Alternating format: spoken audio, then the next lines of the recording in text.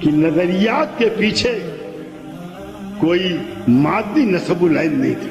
مادی نسب العین سب سے پہلے احد کی جنگ میں ملتا ہے ہم کو، جب عبداللہ بن ابی بن سلول اپنے 300 آدمیوں کو لے کر کے چلا گیا یہ کہہ کر کے کہ محمد صلی اللہ علیہ وسلم نے میری بات نہیں مانی.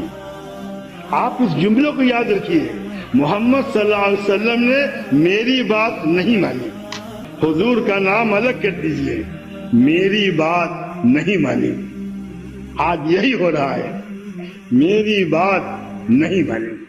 وہ نعرہ جو ازل میں شیطان نے لگایا تھا، انا خیر من بھلائی ہم بھول گئے ہوں. یہ انا، میں، وہ زندہ ہے. یہ انا اب میری بات نہیں مانی گئی، اس نے امت کو غیر معمولی نقصان پہنچایا ہے.